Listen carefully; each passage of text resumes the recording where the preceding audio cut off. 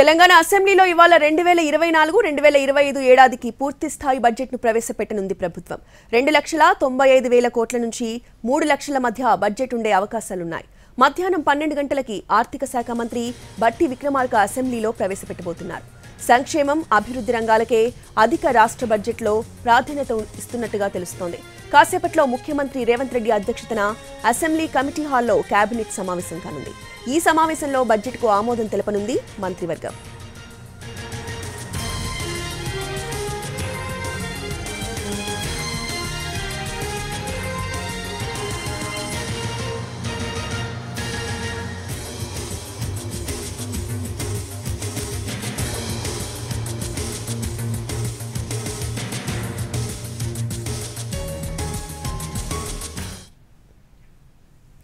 Parliament ఎన్నికలకు ముందు ప్రభుత్వం ఓట్ ఆన్ బడ్జెట్ ప్రవేశపెట్టింది. ఇప్పుడు పూర్తి స్థాయి బడ్జెట్ తీసుకురాబోతోంది.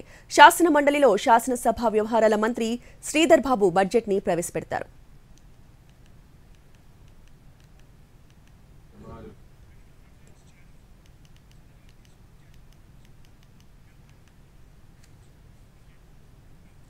ఇక తెలంగాణ అసెంబ్లీలో ఇవాళ 2024-25 ఏడాదికి పూర్తి స్థాయి బడ్జెట్ ని ప్రవేశపెట్టోంది ప్రభుత్వం. ఇదే అంశంపై పూర్తి అప్డేట్స్ మా ప్రతినిధి చారి అందిస్తారు. చారి, మరి కాసేపట్లో తెలంగాణ కేబినెట్ సమావేశం కాబోతుంది. అసెంబ్లీ కమిటీ హాల్ 1లో కేబినెట్ సమావేశాన్ని ఏర్పాటు చేశారు.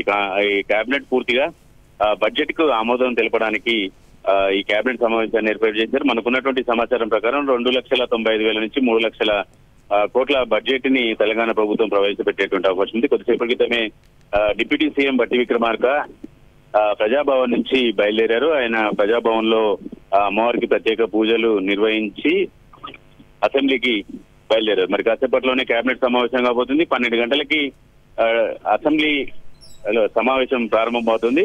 బట్టి విక్రమార్క ఈ బడ్జెట్ ని అసెంబ్లీలో ప్రవేశపెట్టబోతున్నారు. శాసన మండలిలో శ్రీధర్ బాబు బడ్జెట్ ప్రవేశపెట్టబోతున్నారు.